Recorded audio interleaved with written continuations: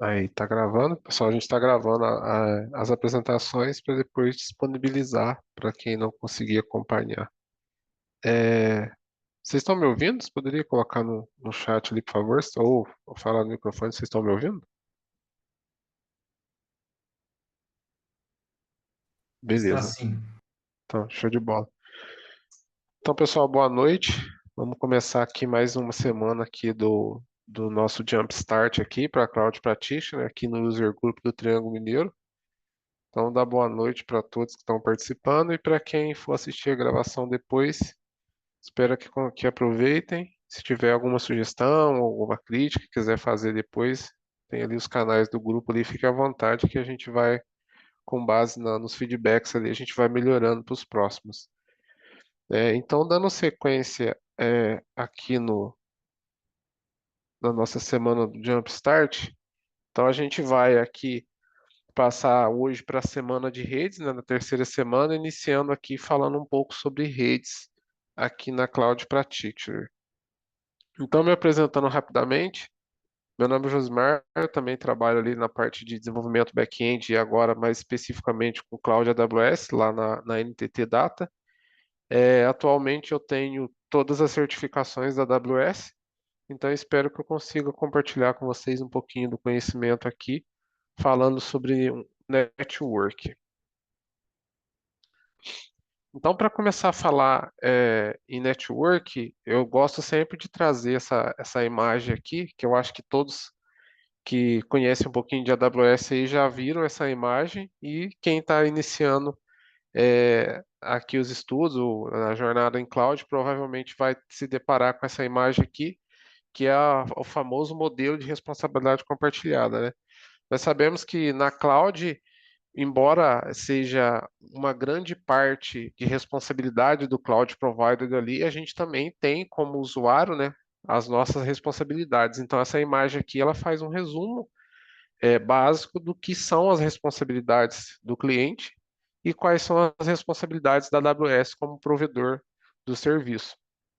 E aqui eu destaquei aqui, né, o tópico do nosso assunto hoje, que é network, né? Então, isso aqui, essa imagem, ela vai ser tratada em outros temas também que já passaram e os outros que vão vir, e a gente vai perceber que a gente sempre vai estar permeando aqui na responsabilidade de nós como os consumidores, né, como os clientes, usuários da cloud. E o que resume bem isso é essa observação aqui, né, que a segurança da cloud é por conta da AWS e a segurança na cloud é nossa responsabilidade como usuários. Então é mais para lembrar sempre desse modelo de responsabilidade que ele sempre vai estar ali entre as nossas conversas. Então, quando a gente chega para falar sobre redes na AWS, o primeiro ponto e o primeiro serviço a ser lembrado, a ser falado aqui, é a VPC, né, a nossa Virtual Private Cloud aqui. Ela é como se fosse um container logicamente isolado, né? Então, é uma camada posterior à camada da conta, que é o primeiro container de segurança ali, onde a gente tem todos os nossos recursos, né? De forma isolada, por mais que a gente saiba que estamos utilizando, na maioria das vezes, hosts, né? Compartilhados ali, uma infraestrutura compartilhada, para a gente estar numa cloud pública, tudo é isolado na nossa conta e quando nós acessamos essa conta,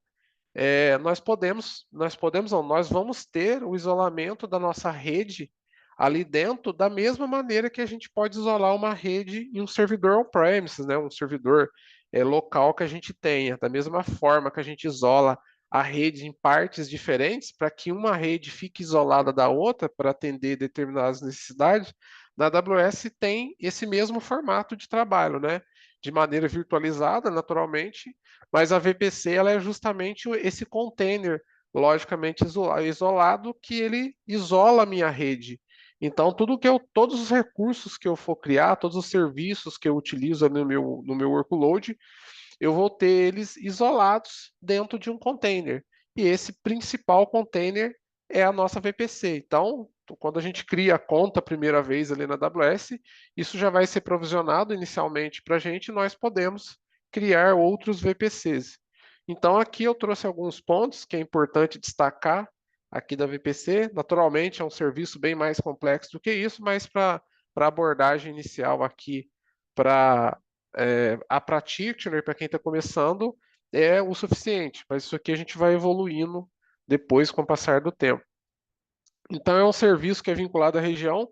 O serviço VPC, ele é um serviço global no sentido de que está disponível em todas as regiões.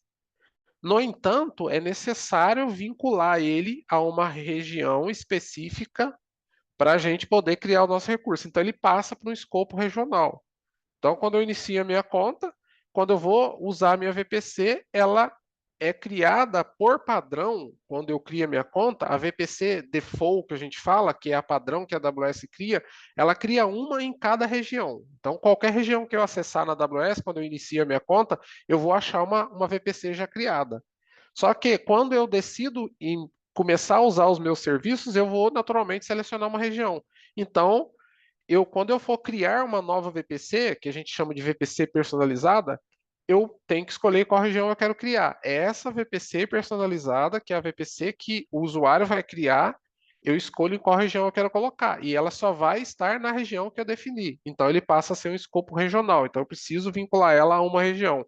E todos os meus serviços que vão estar dentro dessa VPC, eles vão pertencer àquela região que eu escolhi. Caso eu precise trabalhar com serviço em multi-região, eu vou precisar criar uma VPC na outra região, onde outra ou outras regiões aonde eu vou replicar esse meu serviço. Caso eu não queira utilizar a VPC padrão, que é aquela que é criada no momento que eu crio a conta pela primeira vez.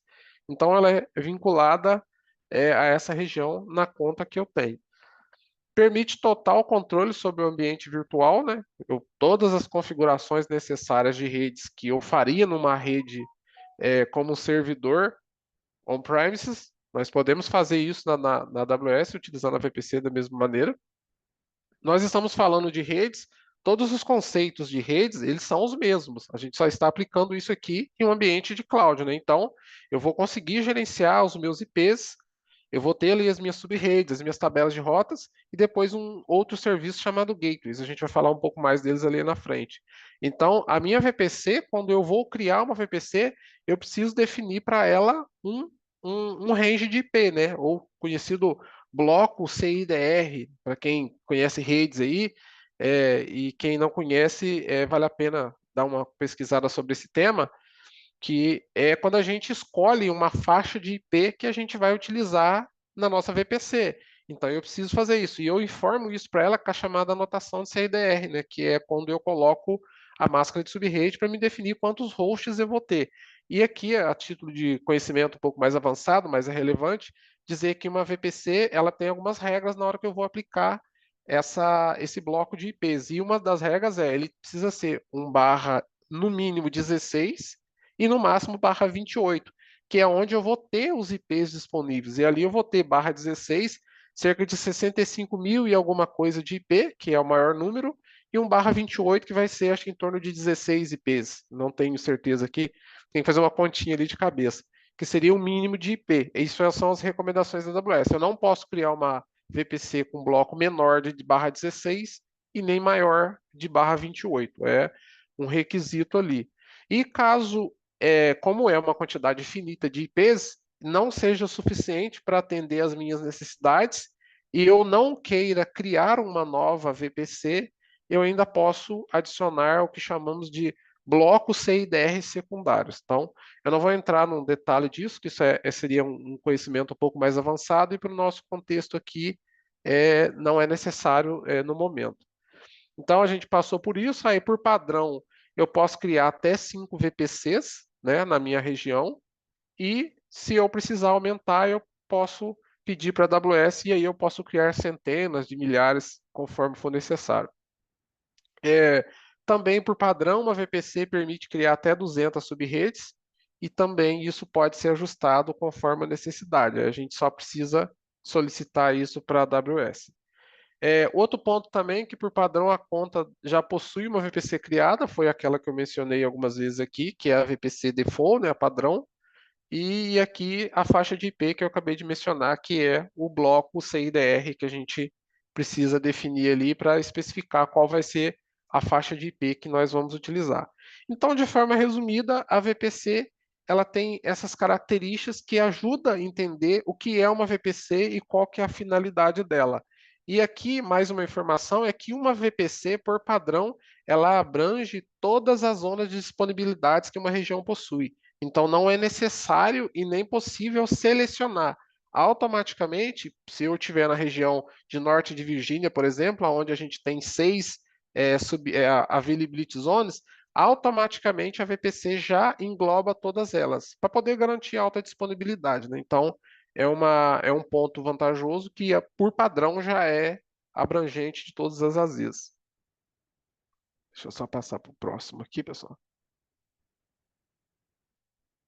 Aqui eu trouxe um pequeno rascunho aqui, um esboço, né, de uma arquitetura e aonde eu destaquei aqui, né, eu omiti aqui a nossa conta, mas naturalmente a gente está dentro de uma conta, aqui eu tenho a minha região e aqui a representação de duas VPCs. Como eu mencionei, ela abrange todas as zonas de disponibilidades que uma região possui. Então, por padrão, isso já está na VPC, eu não preciso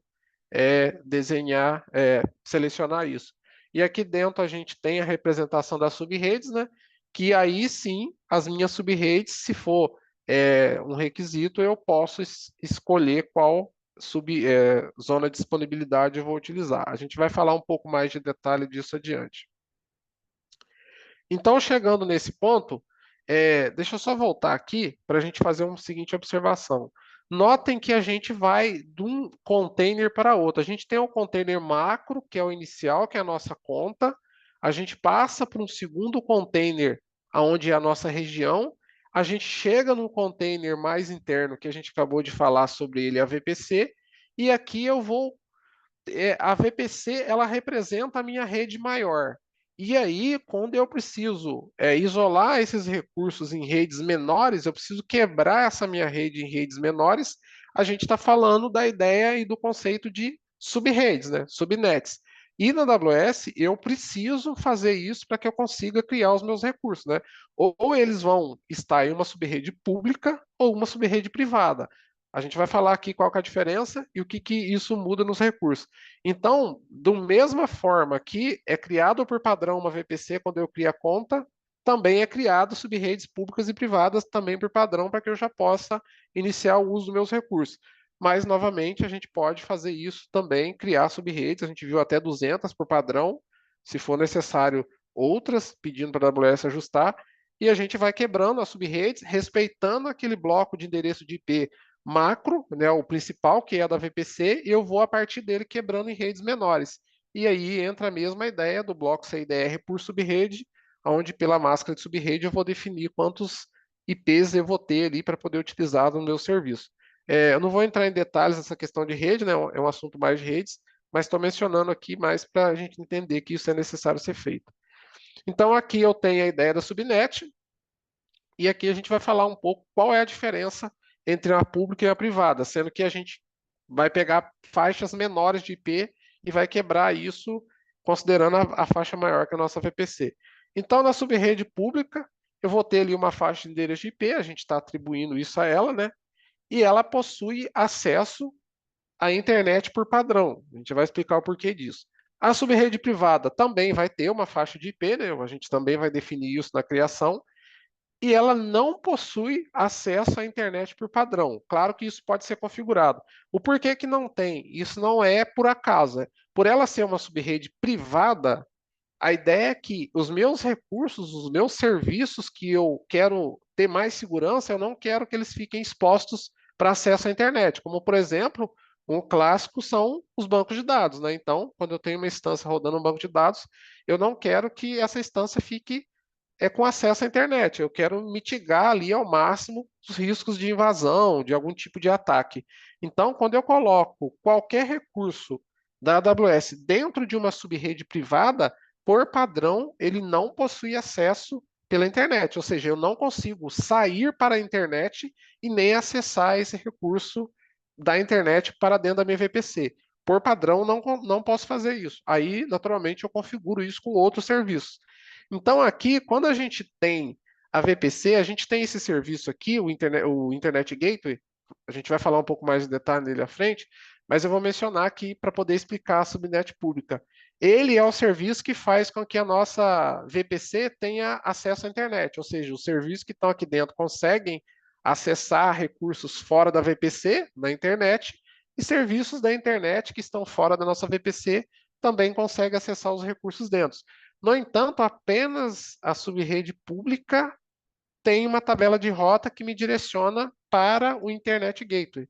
Como a minha subrede privada não tem esse caminho, ela é isolada por padrão. Então, o que diferencia as duas, como eu citei ali, é apenas isso inicialmente. Uma tem acesso à internet por padrão e a outra não tem. Então, a subrede pública, ela por padrão já tem. Eu criei, ela já tem acesso para a internet, né? E a privada não. Então, esse é o ponto que diferencia as duas. E as sub-redes são pequenas partes de redes menores, né?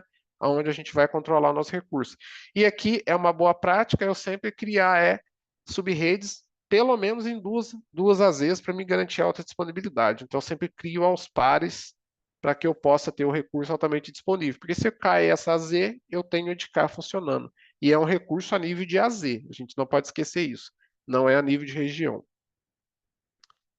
Aqui a gente começa a falar de algumas partes importantes da nossa VPC, né? São componentes da VPC. Eu tenho aqui o VPC Flow Logs, nada mais é de uma forma de eu capturar todo o tráfego que chega e sai da minha VPC. Então, por algum motivo de conformidade ou de segurança, eu precise rastrear esse tráfego para fazer algum tipo de identificação, alguma auditoria, algum controle. Então, o VPC Flow ele tem esse papel, ele permite que a gente capture o tráfego IP que é proveniente da nossa VPC, que entra e sai nela. E aqui eu consigo aplicar alguns filtros, né? Por instância C2, ali, por subrede, né? Não vou aprofundar aqui, que nesse momento não é o nosso foco, mas a título de conhecimento é possível fazer isso. E eu consigo fazer isso em cima das minhas interfaces de redes, né? Que é as nossas INAs, que a gente fala, ENI, né? Que é o próximo item aqui. Que são o quê? Placas de redes virtuais que a AWS disponibiliza para justamente a gente conseguir fazer esse trabalho de redes. Então, quando eu crio uma instância C2, como é que eu consigo atribuir IPs a ela para que ela tenha acesso para a internet ou para outro recurso? Atribuindo a ela essas chamadas Elastic Network Interface, né, que são essas placas de redes, podemos dizer assim, virtuais. Então, aqui eu coloquei uma breve explicação, né, que ela representa essa interface de rede e ela é um recurso a nível de zona de disponibilidade.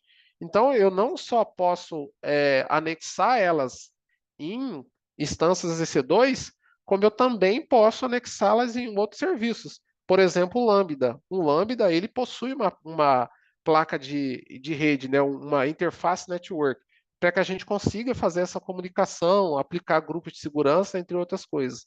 Então, esses aqui são dois componentes importantes. Esse aqui a gente sempre vai ver ele vinculado a determinado serviço, principalmente uma instância EC2, né? Então, esses dois itens aqui são bastante relevantes.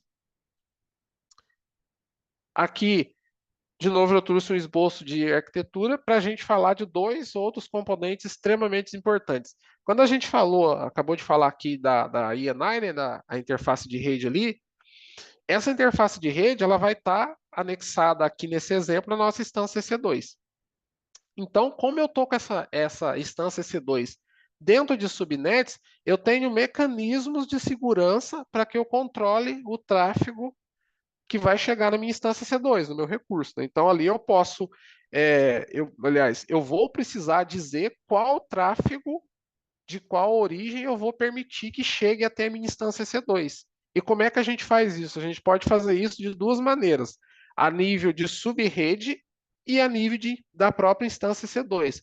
A nível de subrede, a gente vai utilizar um recurso que é chamado de Network Access Control List, né? Ou simplificando a NACL aqui, que é uma lista de controle de rede a nível de subnet.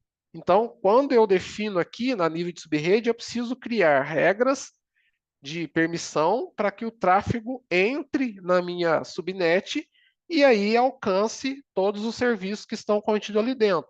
No caso da instância C2 do exemplo, além de eu ter que permitir que o tráfego que de alguma origem chegue na minha subrede, eu ainda tenho uma segunda camada de proteção, que seria, no caso aqui, o Security Group, né, o grupo de segurança, que é uma outra camada que está vamos dizer assim, ao redor da nossa instância C2. Na verdade, ele está vinculado à nossa interface de rede ali, a ENI.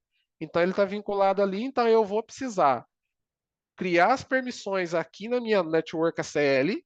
Quando eu libero a permissão para determinada origem, o tráfego entra na minha subrede, e aí eu vou para a minha instância C2 e vou dar as permissões no meu security group para que o tráfego de fato chegue até a minha interface de rede e chegue na minha instância C2. E aí qual que é a diferença entre, além de estar vinculado o grupo de segurança a nível de instância barra serviço e a Network ACL vinculada à barra de subnet? Qual que são as diferenças além disso? Primeiro, o Security Group ele permite apenas regras de entrada, né? Então, ou seja, desculpa, apenas regras de permissão. Eu preciso permitir. Por padrão, tudo é negado. Então, eu tenho que ir lá e criar as minhas regras de permissão para que esse tráfego chegue na minha instância C2. Como eu falei, nível de instância C2 barra serviço. E o outro importante detalhe dele é que ele é o chamado stateful, né? Ou o sem estado, se a gente for traduzir aqui. O que quer dizer isso? Quando eu dou permissão na entrada do tráfego, eu não preciso permitir a saída. Automaticamente ele guarda o estado, ou seja, tudo aquilo que tem permissão para entrar na minha instância C2 tem permissão para voltar na origem. Então, isso que é o stateful, ele guarda esse estado. A regra que eu dou de permissão na entrada, eu não preciso ter uma regra correspondente de saída. Automaticamente ele guarda esse estado e permite que o tráfego volte. Já a minha network ACL, ela é o inverso disso. Ela possui regras de permissão e negação, ou seja, eu posso negar tráfego nela através de regras. Ela é stateless, né?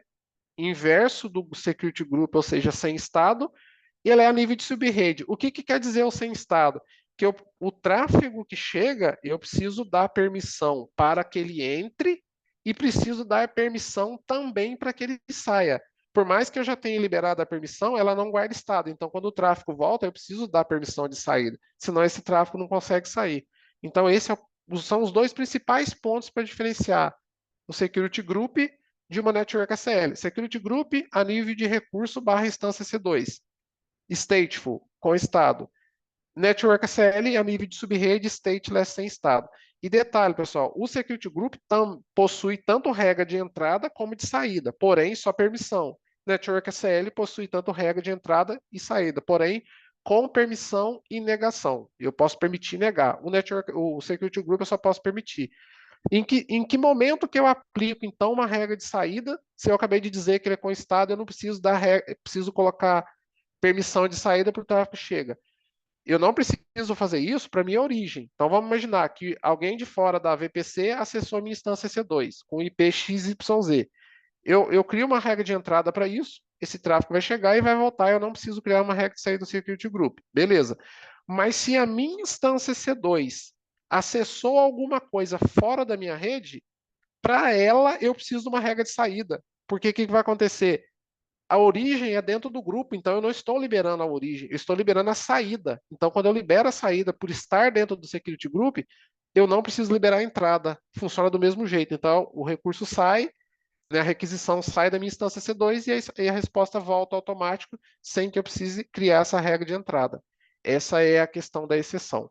E por padrão, quando eu crio uma conta, é criado o Security Group, que permite todas as entradas e todas as saídas, e também é criado por padrão uma Network ACL que permite todas as entradas e todas as saídas.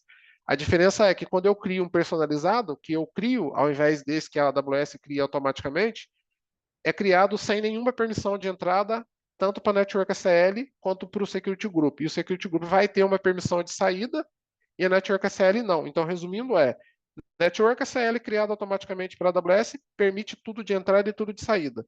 Network ACL criada por mim nega toda a entrada e toda a saída. Eu preciso criar as regras. Security Group criado pela AWS automaticamente permite toda a entrada e toda a saída. O que eu criar permite somente a saída e nega toda a entrada. Essas são as regras básicas. Aqui tem vários outros componentes, né, que a VPC necessita. Eu vou fazer uma passagem por cada um deles de forma resumida, que são as informações que a gente precisa para poder usar ali na hora de resolver as questões da prova. Então vamos começar aqui. Internet Gateway, eu até mencionei ali no começo da VPC falando dele. Então ele é o componente que permite a comunicação entre a VPC e o mundo externo, no caso a internet, né? Então eu preciso colocar o Internet Gateway na minha VPC para que os recursos que estão dentro dela consigam se comunicar com fora dela e os que estão de fora dela, né, para a internet, consiga enviar tráfego para a gente. Serviço totalmente gerenciado, a gente sabe que se ele é gerenciado, ele é redundante, escalável, totalmente disponível, não precisamos nos preocupar com isso. Ele suporta IPv4 e IPv6, permite que componentes de uma subrede pública estabeleçam conexão com a internet, lembrando que a gente acabou de falar aqui que a subrede privada ela não tem acesso por padrão à internet, mas a pública automaticamente já é vinculada a uma tabela de rotas que está apontando a rota de saída para o Internet Gateway, então a rede pública utiliza ele para poder chegar à internet. Ele permite conexão de e para, né? Acabei de falar que eu consigo acessar recursos fora da VPC, como recursos de fora da VPC conseguem acessar os meus recursos de dentro. Né? A gente está falando de VPC e internet, né? E eu destaquei aqui que ele deve ser associado à VPC. Importante isso porque a gente vai ter recursos que são associados à subrede. Então a gente precisa lembrar que o Internet Gateway a gente usa um único Internet Gateway para cada VPC. Não é necessário, nem posso colocar mais de um, é só um. Como ele é altamente disponível, redundante, escalável, não é necessário ter mais de um e nem possível. Então é importante lembrar disso. NAT Gateway, aqui chega a explicação de como a gente faz uma subrede privada se comunicar com a internet. Permite a comunicação entre a VPC e a internet. Então, aqui a gente vai explicar como funciona isso. Também é totalmente gerenciado, redundante e escalável. Também suporta IPv4 e IPv6. Aqui vem o ponto mais importante. Permite que o componente de uma subrede privada estabeleça conexão com a internet.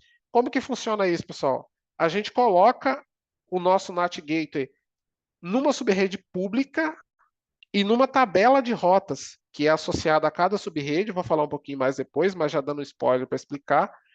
Na tabela de rotas que eu associo a minha subrede privada, ela vai ter uma rota apontando para o NAT Gateway que está na subrede pública. Então é assim que o recurso da minha subrede privada, vamos imaginar a minha instância C2, consegue acessar a internet, porque ela vai envia o tráfego para a tabela de rotas que tem como destino, aliás, como target ali, o NAT Gateway. Então ele passa o tráfego para o NAT Gateway, que está numa subrede privada, que consequentemente vai passar para o Internet Gateway e tem acesso à internet. Então, o papel dela é esse. E agora vem mais alguns detalhes.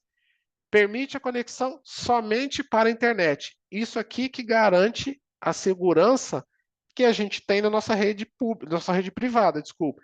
Se a gente tem uma rede privada que não permite que os nossos recursos sejam acessados da internet, então eu não posso usar o Internet Gateway, senão eu teria que transformar a minha subrede privada em pública. Mas eu, eventualmente, posso precisar acessar um serviço externo.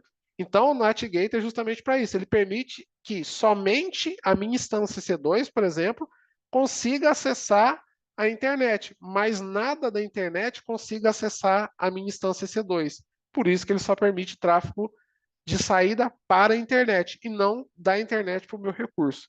Isso que é um componente específico para fazer a minha subrede privada se comunicar com a internet, passando pela minha subrede pública, que é onde o NAT Gateway fica.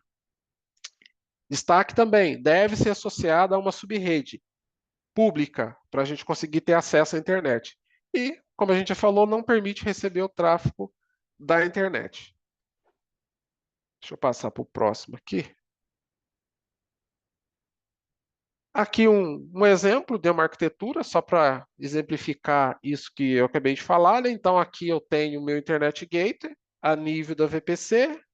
Aqui nós temos a nossa subrede pública, né? Tá aqui o NAT Gateway e aqui eu tenho instância C2 na minha subnet privada. Então, a gente consegue ver aqui que ele manda para o meu NAT Gateway, o meu NAT Gateway manda para o Internet Gateway e aí eu tenho o acesso à internet. observem que o direcionamento aqui está só para o NatGate. A gente não tem como vir da internet para o nosso recurso, porque ele está numa subrede privada. Ainda que venha, ele não vai passar pelo NatGate para chegar aqui. Então é importante lembrar sempre dessa ideia. E para resolver um problema semelhante ao que o NatGator faz, mas aqui a nível de VPC, como o nosso Internet Gateway permite o acesso tanto para como da internet, pode ter casos específicos que a minha VPC precise funcionar igual uma rede privada, uma subrede privada, que eu só precise acessar a internet, mas não quero que nada venha de fora para os meus recursos. Para solucionar isso, usando o IPv6, eu tenho o Egress Internet Gateway, que é igual em alguns aspectos ao Internet Gateway, porém ele só permite tráfego para a internet, para enviar para a internet, não permite tráfego de entrada, somente de saída.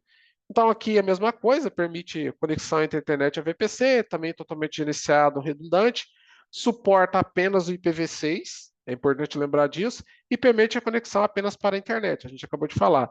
Não permite receber e também é associado a nível de VPC. Esse aqui é mais difícil dele aparecer em algum cenário, mas é importante vocês saberem que ele existe. Aqui outro componente extremamente importante, que é a nossa tabela de rotas, né? Então, para trabalhar com redes, a gente precisa de uma tabela de rotas para dizer quais os caminhos os nossos recursos vão seguir para poder enviar e receber tráfego. Então, a tabela de rota é um componente importante. Tem aqui uns pontos que descreve ela, né? Um conjunto de regras, né? Chamadas de rota, que são usadas para determinar onde o tráfego de rede será direcionado. Eu posso criar a minha tabela de rota, aliás, a minha tabela de rota, quando eu crio a minha conta AWS, que é automaticamente criado uma VPC, criado subrede, conforme eu falei, também é criado uma tabela de rotas. E essa tabela de rota é associada tanto à minha VPC quanto associada às minhas subredes, porque cada subrede tem uma tabela de rota específica, justamente para que eu consiga, né, fazer o roteamento do meu tráfego ali conforme a necessidade. Então, um ponto importante falar é que a tabela padrão que é criada é chamada de principal, né? Ou a main também, aparece esse nome, que é criada automaticamente e ela pode ser personalizada. Ou seja, a AWS vai criar as rotas padrões ali, né? Para comunicação entre internet, as redes, tudo. Eu posso ir lá, se eu não quiser criar uma nova, ir lá e personalizar, colocar restrição, mudar as rotas, mas eu não posso excluir essa tabela criada, mas eu posso criar novas tabelas de rotas vinculadas à VPC e excluir as que eu crio, mas a que é criada por padrão eu não consigo. E eu posso criar quantas eu quiser. E é dentro dessa tabela de rotas aonde eu vou fazer o roteamento do meu tráfego. Por exemplo, na minha subrede privada, é ali que eu vou descrever que, quando eu quero acessar a internet, eu vou direcionar o tráfego para o destino que vai ser o meu NatGator, que aí o meu NatGator vai estar na rede pública e na rede pública ele vai estar apontando também para mandar para o Internet Gateway, que também vai estar vinculado à minha tabela de rotas da subrede e a minha tabela de rotas da VPC. Então aqui na frente ó, eu tenho um desenho, basicamente ele representa isso aqui, ó, é associado a cada subrede, né? Então aqui todo o tráfego ele vai fazer todo esse processo de roteamento. E aqui ele vai ter os caminhos, né, as definições, aonde é o destino, onde é o target dela. Eu vou ter uma que aponta para a rede local, vou ter uma que aponta para o NAT Gateway, vou ter uma que aponta para o Internet Gateway. As públicas estão apontadas para o Internet Gateway, que é onde ele vai. Eu vou colocar quais IPs podem acessar, quais IPs não podem acessar. Então, ali eu vou colocar os caminhos para que o meu tráfego consiga fluir entre os meus recursos, das minhas subredes, possa ir e vir da internet. Então, a tabela de roteamento, basicamente, esse é o papel dela. Aqui a gente vai entrar em outros componentes da VPC, né? Como a gente falou no começo, a VPC ela é um container isolado, certo? Então, a gente falou isso. E por padrão, conforme que a subrede privada não tem acesso à internet por padrão, a VPC ela também é isolada e por padrão, mesmo que eu tenha mais de uma VPC na mesma conta e região, eu não consigo fazer as duas se comunicar. Ou seja, se eu tenho a VPC A e VPC B, as duas são isoladas. Eu não consigo acessar os recursos por padrão da VPC A na B e nem o inverso, mas eu posso configurar isso para atender uma necessidade. Por exemplo, eu quero compartilhar informação que estão nas duas VPC. Como que eu faço? Eu configuro isso. E de que serviço que eu preciso? esses dois casos, VPC Peer e o Transit Gateway. Vamos ver aqui qual que é a diferença. Para me conectar duas VPC apenas na mesma região, ou até mesmo em regiões diferentes, só tenho duas. O jeito mais simples de fazer isso e que não gera nenhum custo, com exceção do tráfego entre regiões, se for o caso, por exemplo, é usando o VPC Peer, que é uma conexão de ponto a ponto. Eu conecto as duas VPCs e é simples, não tem custo adicional para usar o serviço, apenas transferência de dados entre regiões e está resolvido. E a VPC pode estar em conta diferente, não tem problema. Eu consigo fazer isso. E aí eu consigo acessar os dados de uma VPC na outra. Mas se eu tiver mais de duas ou N VPCs, usar o VPC Peer também funciona, mas aí começa a ficar muito complexo, que eu vou ter que ter várias ligações, porque ela é de ponta a ponta, ou seja, se eu tiver, por exemplo, VPC A, B e C, eu vou ter que, para todas elas conversar entre si, eu vou ter que criar um peer entre A e B, um peer entre B e C, um peer entre C e A, depois um entre A e C, depois um B e C. Então eu vou ter que criar uma conexão para cada um. E isso, conforme vai crescendo a minha quantidade de VPC, vai ficando muito complexo. E a solução para simplificar isso, para funcionar como hub central, é justamente eu usar o Transit Gateway, que ele faz um ponto central que conecta todas as VPCs. E por padrão, conforme eu for adicionando novas VPCs, elas por padrão já se comunicam umas com as outras. Claro que eu posso configurar isso e impedir, mas se eu quiser, por padrão, se eu tenho 3 VPCs, elas já se conversam. Se eu ponho uma quarta, uma quinta ou N VPCs, por padrão, elas vão se conversar. No entanto, é mais simplificado, flexível, porém tem um custo. Eu tenho que pagar o Transit Gate por hora. E a mesma coisa, se for entre regiões, a gente vai ter um custo de transferência de dados. Mas o ponto principal é VPC Peer não tem custo adicional para conectar duas VPCs. É mais simples e para coisas menores. Mais de duas VPCs, Transit Gateway, deixa mais simples a arquitetura, no entanto, tem um custo adicional para isso. Basicamente, esses aqui seriam os pontos necessários no momento. E também com o Transit Gateway, pessoal, eu consigo conectar, por exemplo, um on-premises na VPC. O Transit Gateway me ajuda a fazer isso. Claro que eu vou ter que utilizar ali uma VPN site-to-site ou um Direct Connect. Aqui um exemplo, ó, se eu fosse fazer VPC Peer, como eu falei, eu tenho 4 VPCs, olha quantas eu teria que fazer. Tá vendo que eu tenho várias conexões, eu tive que criar 5 peers, então quanto mais isso vai crescendo, vai ficando mais complexo. E essa não seria a ideia, não seria adequado, né, a melhor solução para bastante VPCs. Aqui eu já tenho o Transit Gate e a gente vê que ele faz um processo bem mais simplificado. E como eu falei, a gente já consegue até fazer algumas melhorias de túnel de VPN, duplicar os túneis, melhorar a banda. Não é o nosso foco aqui, mas a título de curiosidade. E aqui pode ver que eu estou conectando uma VPN também. E fica bem mais simplificado. A diferença é a questão do custo que a gente já falou que tem. Então, seria a solução para quando eu tenho mais de duas ou mais VPCs. Outro serviço bastante importante aqui é o que nós chamamos de VPC Endpoint, que é uma forma de eu conectar, por exemplo, eu tenho um recurso dentro da AWS, uma rede privada, e eu preciso acessar um serviço fora da AWS, mas eu não quero usar nenhum tipo de Internet Gate, eu não quero usar um NAT Gate, eu não quero usar nenhum tipo de serviço assim. Então, uma forma de fazer isso, sem que eu precise usar nenhum componente adicional, é fazer o quê? Eu usar aqui o nosso VPC Endpoint, porque ele vai permitir que eu conecte serviços entre regiões, entre contas, por exemplo, sem a necessidade de utilizar componente de conexão, como NAT Gateway, Internet Gateway, e sem utilizar a internet pública. Ele usa a rede da AWS, então é totalmente privado isso. Então esse é o ponto importante. Claro, ele possui um custo para fazer isso, mas tem casos que é muito importante usar ele por questões de segurança e de simplicidade. Então, permite que uma VPC se conecte a outro serviço, porque eu estou partindo de uma VPC, né? Uma conexão privada, a gente acabou de falar, não passa pela internet pública. Todo o tráfego não sai da rede AWS, como eu falei, é uma rede privada, né, o backbone da AWS, e não precisa de nenhum componente. Não vou usar Direct Connect, VPC, não vou usar Gate, NAT, não vou usar nada. Ele consegue fazer isso automaticamente. E aqui eu tenho que destacar dois pontos muito importantes dele. Eu tenho VPC Endpoint de interface e o VPC Endpoint de gateway. Qual é a principal diferença? Eu já até destaquei. Quando eu quero conectar em serviços como DynamoDB e S3, eu preciso usar um endpoint de gateway. É o mais recomendável. Ele é um serviço que vai. Tanto o S3 como o DynamoDB são serviços públicos, né? Então, aí se eu usar o VPC para fazer isso, eu preciso usar o VPC Gateway, que é o mais indicado. Então, se aparecer na prova esse contexto, é o VPC Gateway, somente para esses dois serviços, S3 e DynamoDB. Até é possível usar o VPC Endpoint Interface, mas não é o contexto. Sempre vão nesse. E para outros serviços, aí sim eu uso o VPC Endpoint, né? O exemplo aqui até mostra o gateway aqui para usar os dois, e aqui para o CloudWatch, por exemplo, eu estou usando o VPC Endpoint.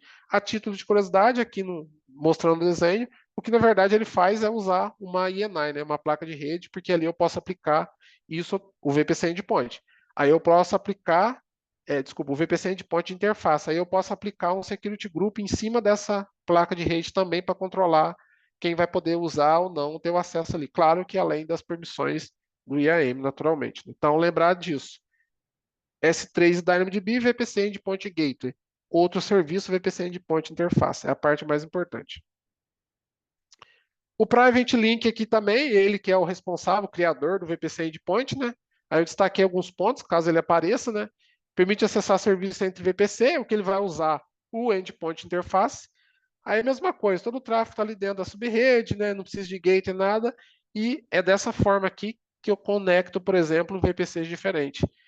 De um lado eu vou ter que ter um Network Load Balance e de um outro lado eu vou ter que ter a minha interface de rede elástica, né? A ENI que representa o VPC Endpoint.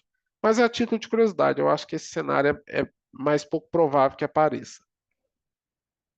Trouxe aqui um exemplo da tabela de rota, até acabou ficando aqui fora da ordem, mas aqui só para mostrar, né, que aqui eu tenho destino. E aqui, por exemplo, ó, para qualquer IP, o target é o Internet Gate, ou seja, eu quero mandar para fora da minha VPC, eu tenho o Internet Gate aqui, e aqui eu tenho o Egress Internet Gate, né, que é o barra IPv6. E aqui eu posso fazer toda a minha jogada, rede interna, enfim, é mais para mostrar como que seria a configuração dela, um print screen dela aqui. Aqui a gente está falando já de conexão do on-premises com o, a nossa VPC, né, KWS, e aí eu posso usar um dos recursos, é a VPN, né?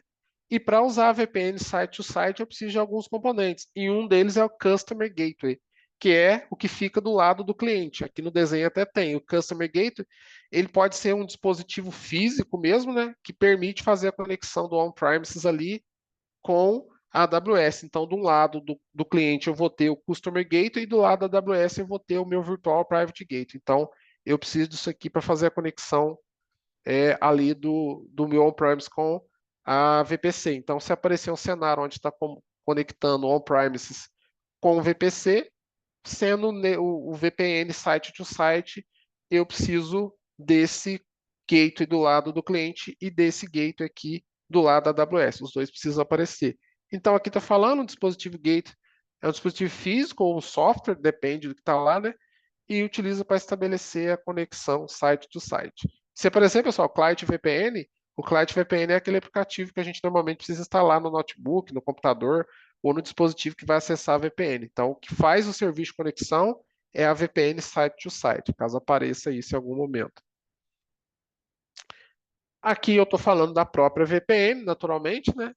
E aqui ela explica que a gente vai estabelecer a conexão do on-premises com a AWS, né, com a nossa VPC, usando aqueles dois gates, né, o Customer Gate do lado do cliente e o Virtual Private Gate do lado da AWS. Aqui eu estou usando a internet pública, ou seja, então a velocidade vai depender da banda de internet que o provedor da empresa oferece.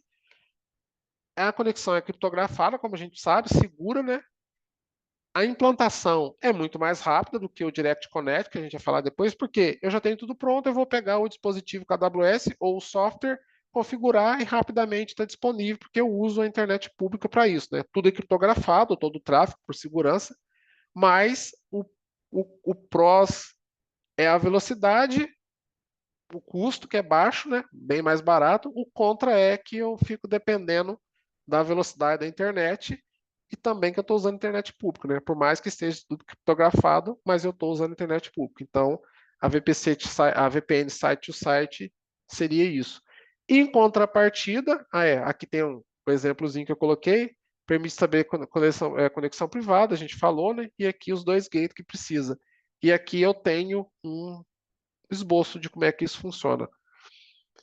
Em contrapartida, se eu quero alta velocidade, conexão dedicada, não quero usar a internet pública e quero um link dedicado, a gente entra para o Direct Connect, que nada mais é do que um canal físico, né? Uma fibra ótica mesmo que fica entre a AWS e o cliente, né? O on-premise, o data center. Quais são os pontos dela? É mais cara, demora para implantar, cerca de no mínimo 30 dias, porém ela permite estabelecer uma conexão privada, né? Não usa a internet, literalmente uma fibra dedicada entre o data center local meu ali, o meu on-premise, e a AWS, ou seja, eu tenho alta largura de banda e rede dedicada. Isso aqui pode chegar até 100 GB, por exemplo, dependendo do local que tiver. Até 100 GB de velocidade eu consigo fazer. Então, realmente é algo que eu realmente o meu negócio demanda isso. Eu não posso usar a internet porque eu não tenho link suficiente, eu não posso ter perda. O meu data center precisa comunicar com a AWS, com a VPC, e tem que ter um link dedicado, não pode ter perda e tem que ter velocidade. Então, o Direct Connect é a solução. No entanto, como eu falei, é um processo para instalação mais caro, né? Bem mais caro e mais demorado, porque vai ter que lançar uma fibra, né? Fazer todo o processo ali. Mas esses são os dois pontos que é importante.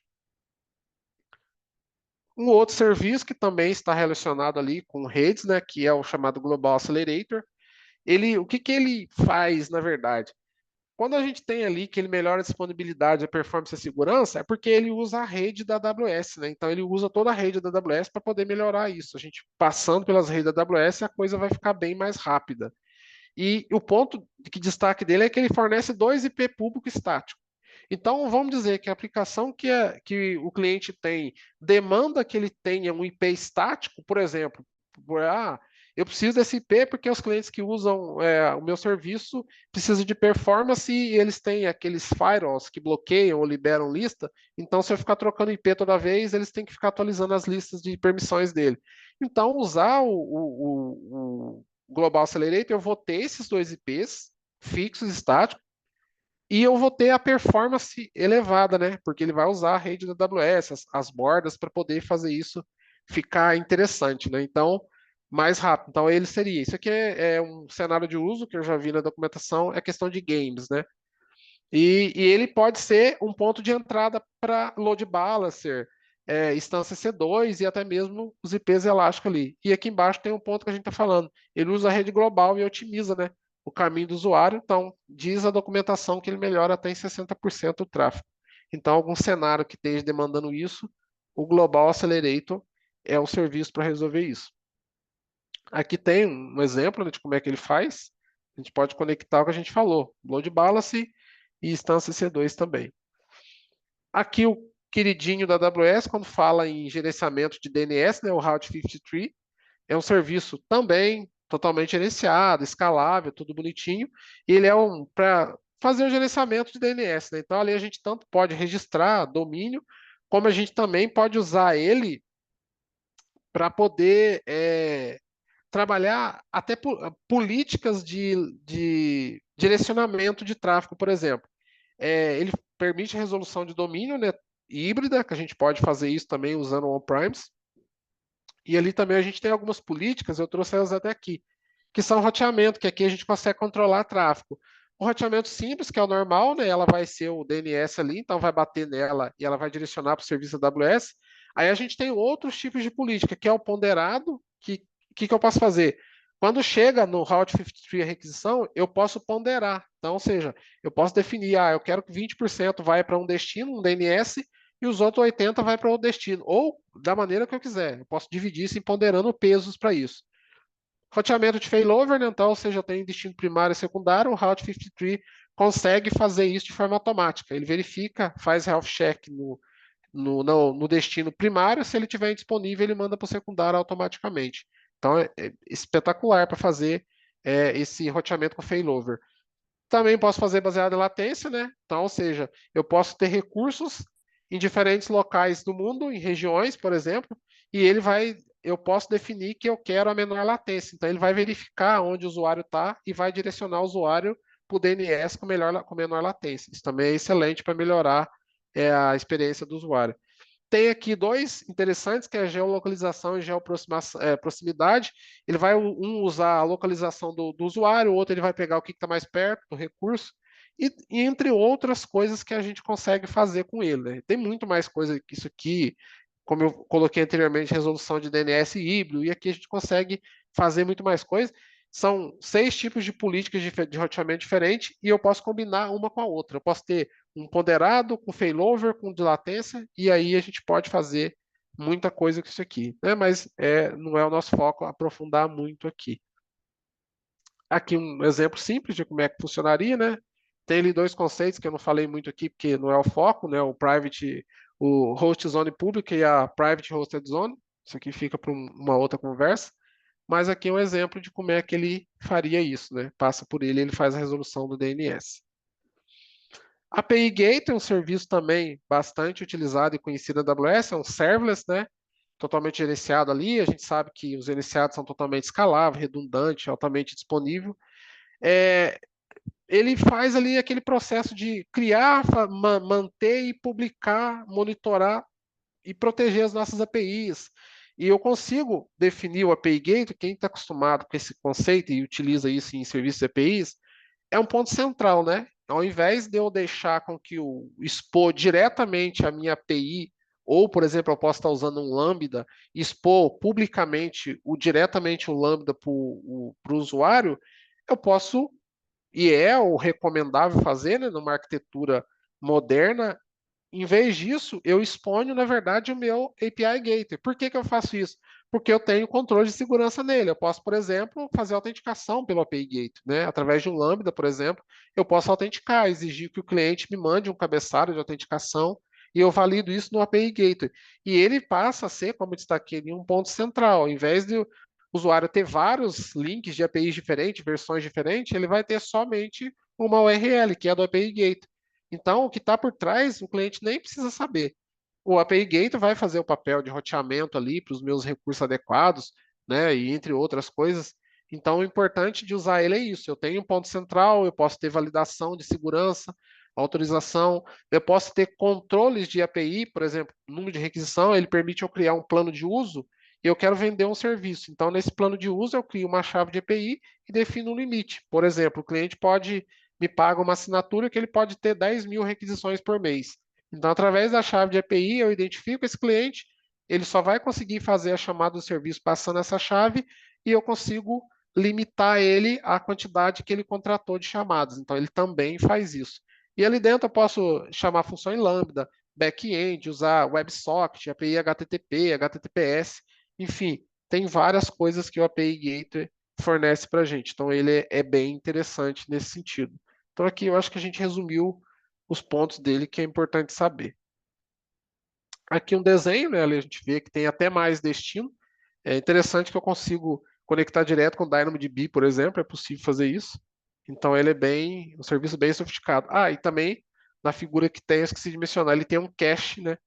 Que o que ajuda a gente a reduzir o custo de chamada do back-end, por exemplo. Como é uma informação que toda hora está sendo solicitada, eu consigo usar o cache para poder responder isso e, naturalmente, reduzir o número de invocação de Lambda ou até mesmo de outro serviço. Aqui um exemplo do que ele pode chamar, então são bastante recursos. Aqui é só um resumo, pessoal, uma imagem para resumir, né? Aqui as camadas de rede e onde cada serviço atua. Aqui é mais curiosidade mesmo. Caso alguém tenha interesse em acessar, aqui embaixo tem o link de onde eu tirei. Cada símbolo desse aqui mostra uma informação. Bom, pessoal, da parte do conteúdo era isso, né? Eu até acabei acelerando um pouquinho aqui para a gente não gastar, não estourar o time box. era isso, né? Um resumo do que é redes ali, os pontos. Eu tentei pegar os pontos principais aqui para poder ajudar vocês aí no estudo, né? Para fazer a certificação, mas também para poder conhecer o serviço. Então, aí depois vocês podem olhar a gravação novamente, algum ponto, né? E é sempre bom dar mais uma olhada na documentação oficial para pegar um pouco mais de detalhe, né? Então era isso, eu vou pegar aqui rapidinho para a gente o nosso quiz, né? Para a gente fazer sobre esse aqui. É um quiz bem curto. Eu vou só executar ele aqui, pessoal. Aí eu já coloco aqui para a gente o link dele. Deixa eu só marcar aqui. É só executar ele, eu já vou pôr o link no chat. Aí quem quiser participar, a gente vai. É rapidinho, não tem muita pergunta. É só mesmo para a gente ver aqui como foi a apresentação e os conceitos. Eu vou colocar no chat aqui, ó. Deixa eu só achar o chat. Acho que tá aqui. Deixa eu colar aqui. Ah, eu não sei se apareceu para vocês no chat aí. Beleza. Apareceu. Ah, show de bola. Eu vou começar ele aqui, ó. Ah, tá. Acho que vai precisar aqui pelo menos. Ah, beleza. Show de bola. Então vamos lá para a gente começar aqui.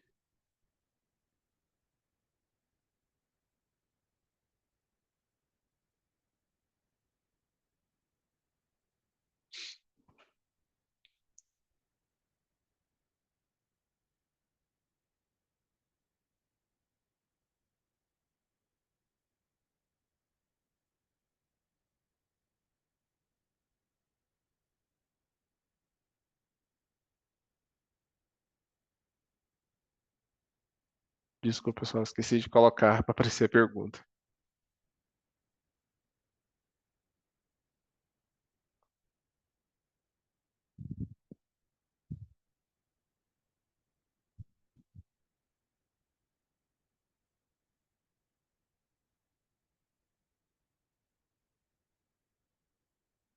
Deixa eu voltar para a tela. Cadê?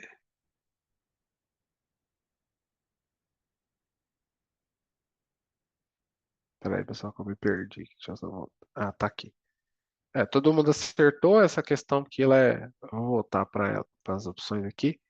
Ela é bem tranquila, né? Então, basicamente, o ponto da questão aqui está aqui em cima, né? Provisionar uma rede logicamente isolada para os recursos. A gente falou bastante aqui do VPC, né?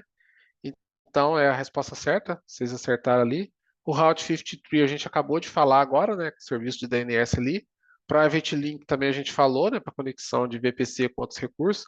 Só o Firewall Manager aqui, que não foi tema aqui da aula, mas vocês vão ouvir dele lá em segurança. Mas a título de conhecimento, para quem ainda não conhece, Firewall Manager é um lugar central onde eu consigo gerenciar as minhas regras de firewall da AWS. Por exemplo, o WAF lá, né? O Web Application Firewall que a gente usa em conjunto com o CloudFront, Load Balancer. Então, o Firewall Manager é um lugar onde eu consigo gerenciar as regras dele de uma forma centralizada, porque às vezes eu posso ter cenários, que é bastante comum, ter várias contas, aí nele a gente consegue gerenciar essas regras de forma centralizada. Basicamente é isso. Mas a resposta certa, vocês acertaram, é a VPC aqui. Então, vamos para a próxima aqui.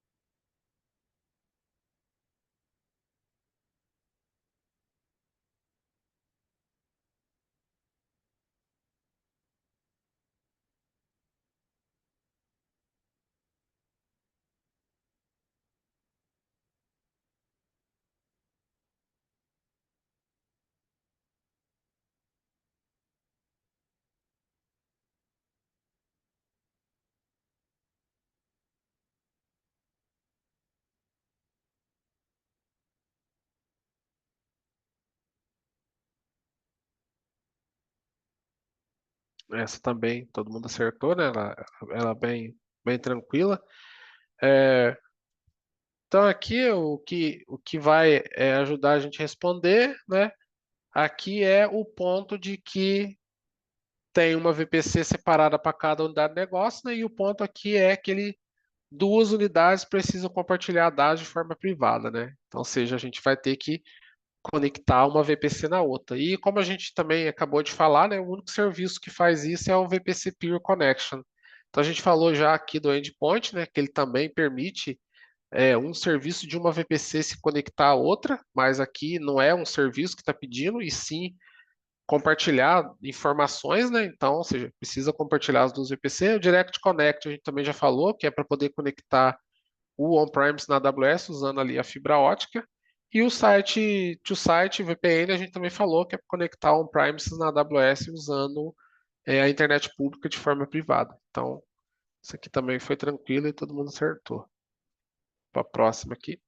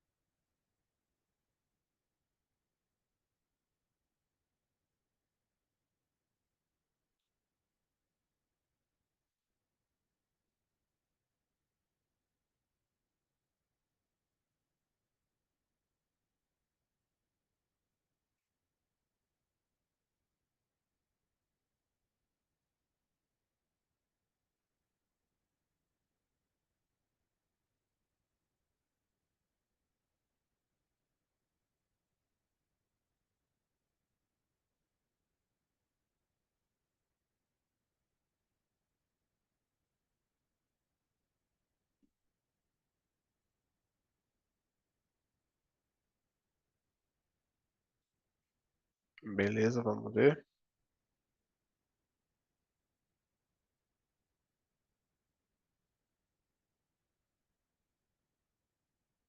Essa aqui deu uma dividida, mas vamos lá. Essa aqui é basicamente quase igual à anterior, né? Só que o que que a gente tem de diferente aqui, né? Se a gente for pegar a questão aqui, uma organização mantém um Amazon Virtual Private, uma VPC separada para cada um de seus departamentos, né? Então, não falou quantos, pode ser vários, né? Com a expansão do negócio, a organização quer conectar todas as VPCs para uma melhor colaboração departamental. Então, eles querem conectar tudo para compartilhar dados, alguma coisa nesse sentido. E aí, como é que a gente faz isso? Lembrando lá de trás do VPC Peering, o ideal é conectar duas VPCs, né? Então, ou seja, eu posso conectar mais, mas a gente viu que fica bem mais complexo, né? Então, aqui, como falou, vários departamentos, não mencionou, o jeito mais simples de fazer isso, de tornar flexível, porque pode estar falando de expansão do negócio, é usar o Transit Gateway, né? Que ele é aquele ponto central, né? Um estilo hub and spoke que a gente fala, né? É um hub central que, conforme eu for criando novos VPCs, como eles querem conectar, por padrão elas já vão ser conectadas no Transit Gateway e vai conseguir compartilhar toda a informação. Então, como são várias, o Transit Gate seria a solução mais adequada aqui para atender isso. Site to Site Direct Connect, a gente já comentou no anterior, é para conectar o on-premises na AWS, na VPC, um via internet pública usando criptografia e o outro via rede dedicada usando fibra ótica. Então, aqui a melhor solução para esse caso é o Transit Gate. Lembrando que aqui não falou nada de custo, né? Se tivesse falado o que faz com o menor custo, aí a gente iria no VPC Pure, que a gente viu que ele não tem custo adicional. Mas como não falou, e falou de várias, Transit Gate seria a solução mais adequada. Então vamos para a próxima aqui.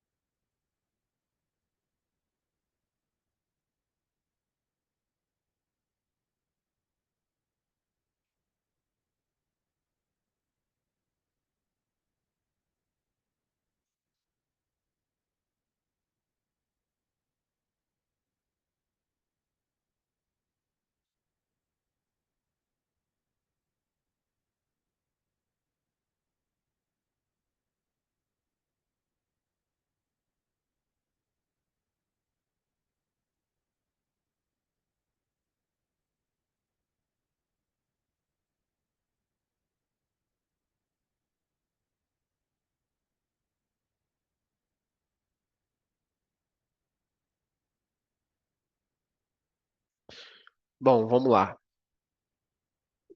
Essa aqui, deixa eu ver se a gente consegue ver. Consegue. Dá para ver aqui. Então vamos lá, pessoal. Essa aqui é mais para a gente relembrar, né? Que essa aqui a pergunta é bem direta. Qual das afirmações está correta em relação ao escopo? Então vamos lá. É, como foi mencionado no começo aqui, que a gente discutiu, uma VPC, por padrão, ela tem que estar vinculada a uma região e, por padrão, ela abrange todas as AZs que a região possui. É assim que ela funciona. Então vamos ver as outras explicações. Olha lá. Uma VPC abrange todas as AZs em uma região, porque a VPC ela não pode estar vinculada a mais de uma região ao mesmo tempo. É uma região apenas. Cada região você pode criar suas VPCs lá, mas eu não posso a mesma VPC vincular em mais de uma região. E como ela abrange por padrão todas as AZs que a região tem, então seria a primeira correta. Porque aqui ó, a gente pode ver que só está invertido. Ó. Uma VPC abrange todas as subredes em torno de uma região? Teoricamente, sim, mas não é essa a definição, né? Porque toda a sub-rede vai estar dentro de uma AZ e todas as AZs estão dentro, são abrangidas por uma VPC. Mas não é essa a definição adequada, né? Correta. Uma VPC abrange todas as zonas de disponibilidade em todas as regiões. Não, a gente acabou de falar, é só uma região, né? E aqui, uma VPC abrange todas as regiões dentro de uma zona de disponibilidade. Na verdade, é o contrário, né? É todas as AZs dentro de uma região. Então, essa aqui seria isso. É bem semelhante e realmente pode causar ali uma pequena confusão. Acho que a gente já deve estar próximo da. Falta essa e mais duas só.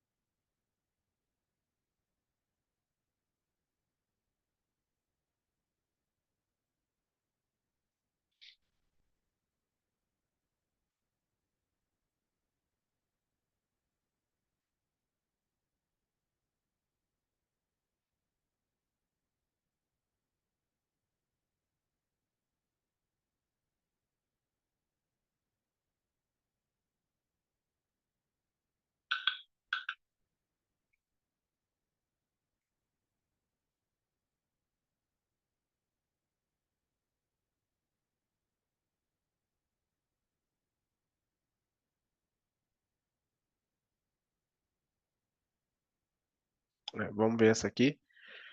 Deixa eu pôr aqui na.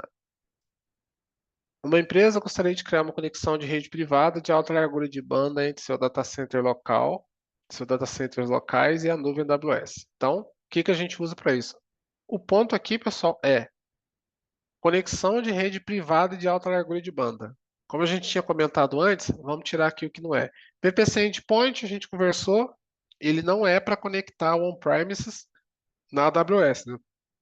O que ele faz é permitir a gente usar serviços de uma VPC na outra sem utilizar Internet Gateway e NAT Gateway. Então ele não é para isso. VPC Peering, a gente acabou de falar nas questões anteriores, é para conectar duas VPCs, né? Então ele não faz isso. E aqui a gente ficou com duas opções que faz, o site to site, a VPN site to site e o Direct Connect. O ponto é rede privada de alta largura de banda. Como a gente conversou ainda há pouco, site to site ele usa a internet pública, né? Não é uma rede privada. E a largura de banda não tem como garantir porque ele usa a internet. Ou seja, então é aquilo que eu tenho disponível no momento que eu estou usando. Eu posso ter até uma largura de banda, mas ela pode estar ocupada com outras conexões, vai sobrar pouco. Então eu não consigo garantir.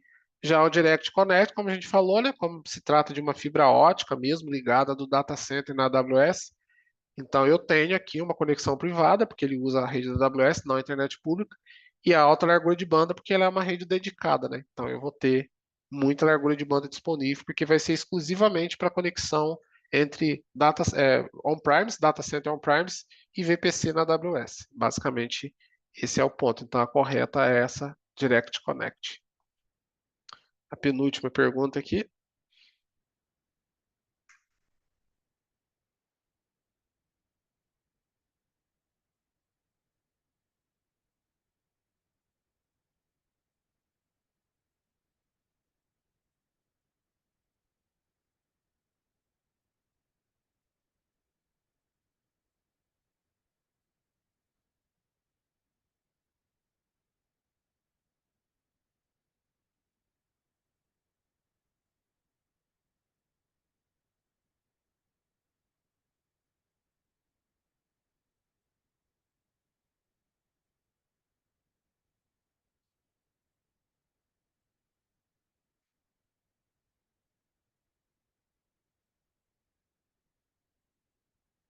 Vamos ver como é que ficou essa aqui.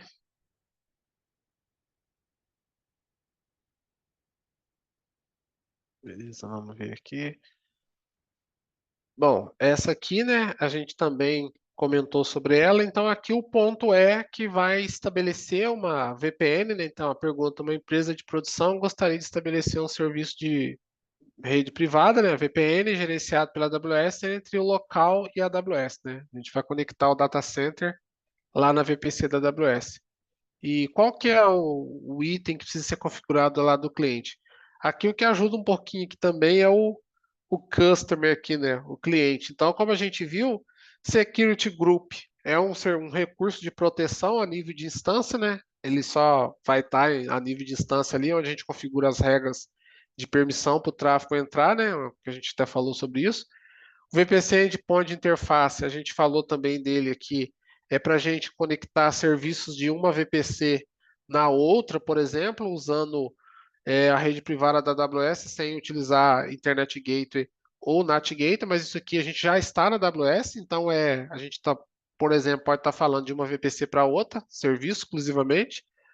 O Internet Gateway, a gente falou também, ele é só para poder permitir que o serviço dentro da VPC se comunique com a internet e da internet se comunique com a VPC. Então, para permitir que a VPC tenha acesso à internet, eu preciso do Internet Gateway. E aí sobrou o Customer Gateway aqui, né? Que é o que fica do lado do cliente quando eu estou montando uma VPN ali. Então pode ser um aparelho físico ou um software, né? Aí vai ter que vai selecionar o que for mais adequado. Mas então aqui seria o Customer Gateway, que é o que fica do lado do cliente. Lembrando que o que fica do lado da AWS, que também precisa, são dois Customer Gateway do lado do cliente e do lado da AWS, o Virtual Private Gateway. É bom sempre memorizar isso em caso que algum cenário fale sobre esse ponto. E vamos para a última questão aqui.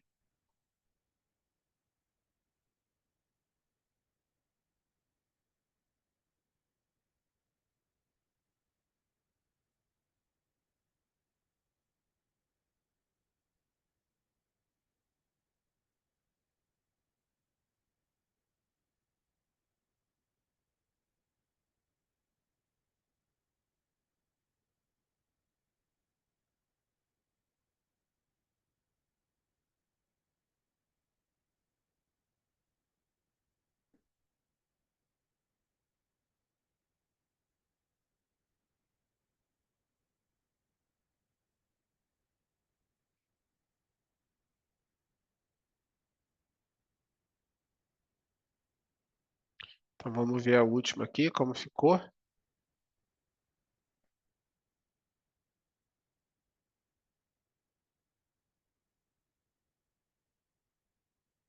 Ó, dois acertou e um não, mas vamos ver aqui. Essa também é bem direta, né? Qual serviço que é usado para gerenciar registro DNS? Então, a gente falou, esse aqui foi uma penúltima parte da apresentação lá, né? A gente falou que o Route 53 é o responsável, né, por fazer esse gerenciamento de DNS ali na AWS, né? Ele até faz mais coisas, mas todas estão relacionadas de alguma maneira ao DNS. Então, só para a gente explicar aqui, VPC a gente falou no começo aqui, né, um container isolado lá para a gente poder prover a nossa rede. Direct Connect, a gente acabou de relembrar ele na última pergunta aqui, na anterior a essa, né? Fazer conexão entre on-premise e AWS usando uma rede dedicada de alta largura de banda que literalmente é uma fibra ótica.